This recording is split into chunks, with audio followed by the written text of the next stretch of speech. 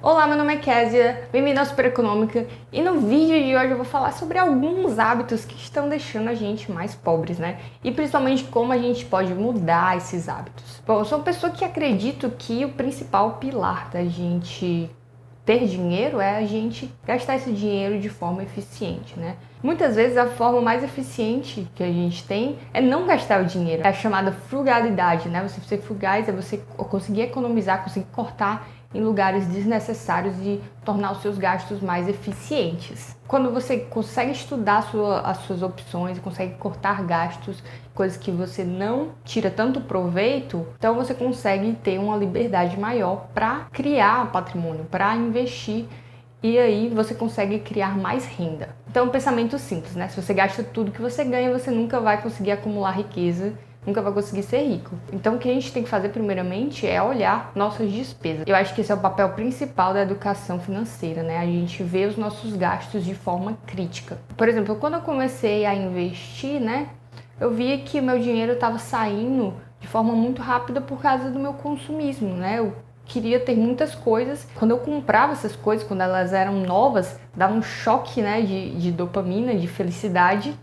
E depois de algum tempo eu me acostumava com aquilo e ficava lá juntando poeira na minha estante. Então isso se chama consumismo, né? Você consumir algo que não necessariamente vai trazer coisas positivas na sua vida. Foi aquela sensação momentânea de alegria que depois vai embora. Isso tem até um nome, né? Se chama adaptação hedônica, quando você se acostuma com aquele bem e depois que você compra, logo depois você volta ao seu nível de felicidade, né? Então é como se essa compra ela te desse um pico de felicidade momentânea e depois caía. Mas se você criou dívidas para fazer essa conta, a sua felicidade vai tender a baixar. Então quando a gente entende essa psicologia por trás do consumo, a gente consegue economizar mais e consequentemente investir mais e criar mais riqueza. Então eu separei aqui 5 dicas que você pode utilizar para economizar mais de forma eficiente, né?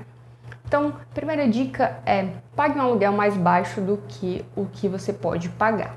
Dos grandes gastos que a gente tem é o aluguel, né? Um gasto muito grande, mas eu não sou contra o aluguel. Eu prefiro o aluguel do que você pagar um financiamento pro resto da sua vida com juros gigantes, né? Mas o que a gente precisa pensar bastante no nosso aluguel, já que é um dos maiores gastos que a gente tem. Então, grande parte dos economistas fala que a gente precisa pagar lá no máximo 30% do nosso salário em aluguel, né? O aluguel tem que ser apenas 30% do nosso salário.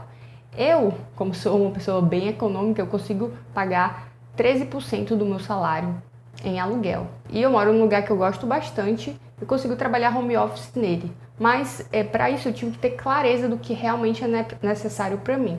Por exemplo, para mim o principal ponto é que eu moro no mesmo lugar que eu trabalho, então precisava morar em um lugar calmo.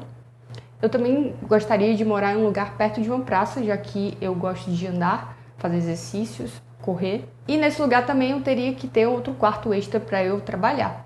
Então essas eram as minhas prioridades, era isso que eu queria procurar. Mas para isso eu tive que fazer algumas trocas. Por exemplo, no meu apartamento atual, no lugar que eu moro, não tem portaria nem elevador. Por quê? Isso não é importante para mim. Então, eu conseguindo encontrar o que é importante para mim, eu posso procurar lugares baratos que tenham essas características, eu consigo economizar mais naquele aluguel.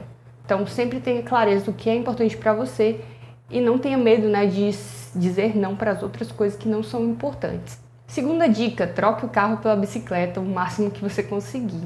Eu particularmente não tenho um carro, eu não tenho pretensão de comprar o carro, porque eu acho que o carro é outra despesa também que a gente aloca muito capital num lugar. E diferente do imóvel, quando a gente compra um carro, a gente está depreciando, é um bem muito depreciável. Se quando a gente sai da concessionária, o carro já vale menos do que a gente pagou. Além disso, a gente vai ter que pagar pela manutenção do carro, gasolina e impostos. Então o carro é um passivo muito grande, né? Algo que tira a nossa renda de forma bem brusca. Além do tempo que a gente gasta, né? Tempo lavando o carro, indo para o mecânico com o carro, encontrando estacionamento para colocar o carro. Então hoje, pelo menos em cidades grandes, como a que eu moro em Fortaleza, a gente tem outras alternativas, né? A gente tem Uber, a gente tem bicicletas compartilhadas e a gente tem um bom e velho transporte público. Então, claro que algumas pessoas elas vão precisar do carro para trabalhar, né? Mas nos momentos de lazer, por exemplo, sempre bom trocar o carro por uma bicicleta ou até a pé, porque usar o carro acaba sendo um hábito, né? Então você nem pensa duas vezes, já vai pegar o carro para ir na padaria, por exemplo. Então vira uma coisa automática, você nem pensa duas vezes, você já faz. E aquilo vai te deixando mais pobre dia a dia. Então quando você faz uma atividade mais motora, quando andar a pé ou andar de bicicleta, existem vários benefícios para a sua saúde também, né? Você vai estar movendo o seu corpo, vai estar numa posição mais ereta do que você estaria lá no carro, assim, corcunda. E além de ter esses benefícios financeiros também, né? Então, para mim, eu prefiro, sempre quando eu posso, usar a bicicleta ou ir a pé do que utilizar um carro. Dica número 3, tenha hobbies baratos, né? O que a gente faz no nosso tempo livre é tão importante quando a gente faz no nosso tempo produtivo, né? Quando a gente está trabalhando. Porque se a gente não tiver cuidado, aquele tempo livre ele pode sugar o dinheiro que a gente vai precisar utilizar para investir e ter a nossa liberdade. Então a gente pode citar aqui grandes investidores e empreendedores, por exemplo, Warren Buffett, que é considerado os maiores investidores. O hobby dele é jogar bridge, o que seria jogar cartas, né? E no caso do Bill Gates também, o que ele faz no tempo livre é dar grandes caminhadas. Ele vai lá e sai caminhando. No meu caso, eu gosto de ler e andar de bicicleta, que também são hobbies bem baratos. Então, sempre foque em coisas que você gosta e que você não precisa usar muito dinheiro ou usar nenhum dinheiro para fazer aquela atividade. E aqui o mais importante é fazer exercício, né? De que você não precisa gastar dinheiro para ser feliz. Às vezes a gente tem essa ideia deturpada porque a gente está sempre ali pensando em dinheiro, principalmente quem investe, né? Tá sempre ali pensando em formas de ganhar dinheiro, poupar dinheiro. Mas grande parte da nossa felicidade, ela não precisa de dinheiro, né? O dinheiro está lá para uma ferramenta. Algo que vai ajudar a gente em alguns momentos e ajudar a gente até a ter tempo livre, né? Às vezes você trabalha tanto e você não consegue ter tempo livre. Quando você tem investimentos, você pode trabalhar menos, porque aqueles investimentos vão pagar as suas contas. Então, e essas são as dicas que eu utilizo no meu dia a dia para economizar mais dinheiro, investir mais e, consequentemente, ter mais liberdade. Não esqueça de comentar esse vídeo, caso você discorde ou concorde, quais são as técnicas que você utiliza.